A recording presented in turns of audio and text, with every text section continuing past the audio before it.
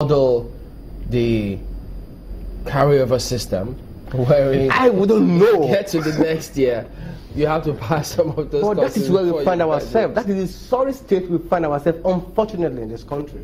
And something needs to be done. And I must commend the effort of the government for doing this. But then, in the implementation, might be a little bit needs to be reviewed. So if we have to go through so many schools in different states across the country, yeah. Taking a peek into what they do when it comes to promotion examinations, yes.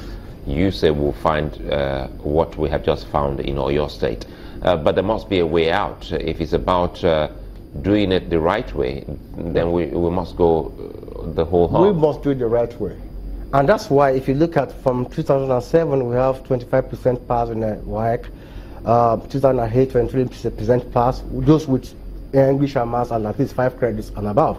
In 2009, we have 26% pass. 11, 24% pass. 2012, 38% pass. 2015, last year, 38% pass.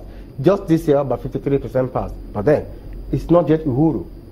The question is that what have we done rightly? Nothing. Nothing. You cannot beat success at the, when the foundation is already failed. So we have to go back. What is really wrong? A lot of things are wrong. I think I'm not actually holding brief for teachers. The teachers, no child is born a dullard. No child is born a dullard. And the teachers know that. And they are not, I'm not sure they're motivated enough to to understand the individual differences in learning of these pupils and try to come down to their level and teach them. Otherwise, in the first place, there's no need for mass failure. No need to fear of mass failure. But do we have the right people in the right place in the first instance? In what sense? Are the teachers? Yes, the teachers are good, but definitely they need consistent training and equipment and all the rest. Of course, in a situation whereby a teacher has not been paid for 5 months, what do you want him or her to teach in the class? Tell me, what do you want him or her to teach in the class? When he's thinking of how to pay his bill, even that teacher has his child in the private school. Even though he's struggling, he or she is struggling to pay the school fees. Okay, Mark, why?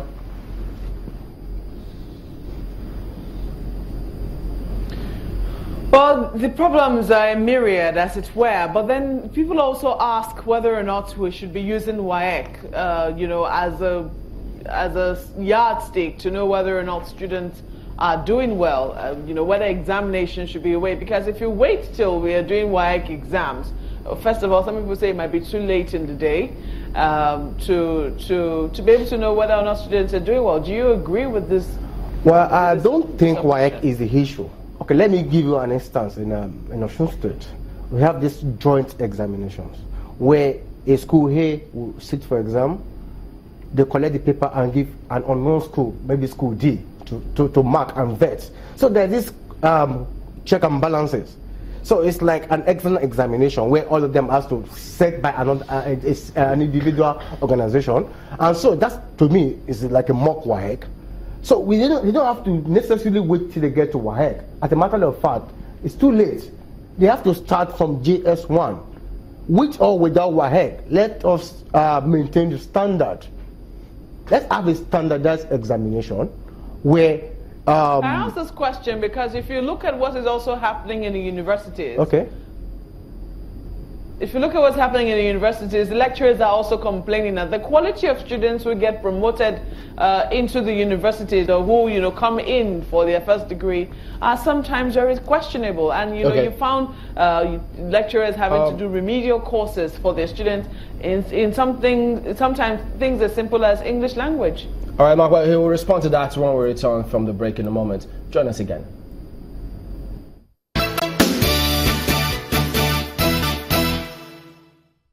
Welcome back to Sunrise Daily. You were going to respond to Mark's question. Go ahead, please. Oh, thank you, Mark. I think I've said it before and I will say it again. The problem has to do with the foundation. Of course, before you get to the university, you must have attended GS1, SFA, Primary 6, and all the rest.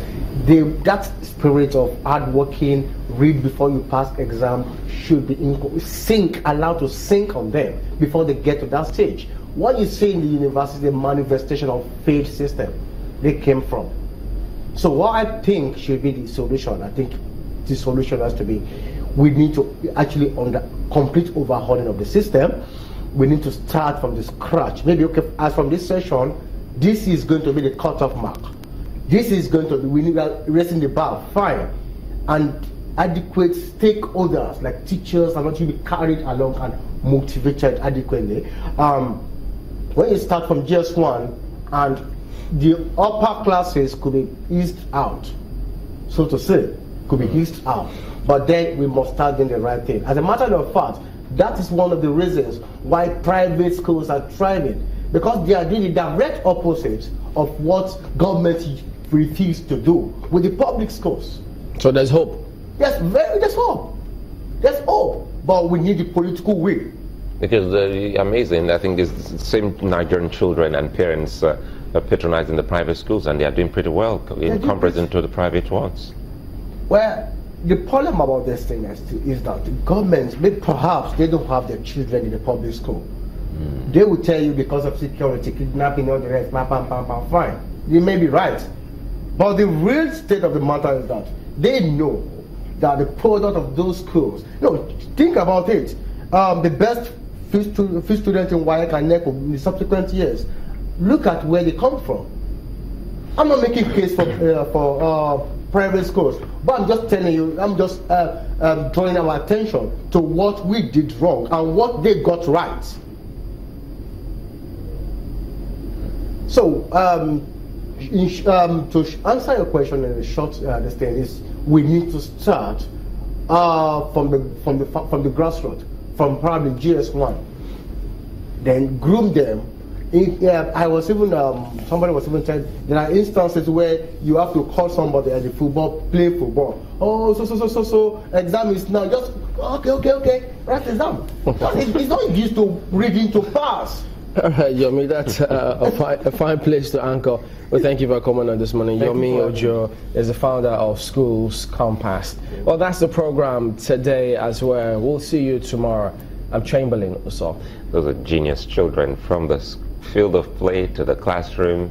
It all depends on what you come out with at the end of the day. Many thanks for watching. I'm Sulaiman Alede.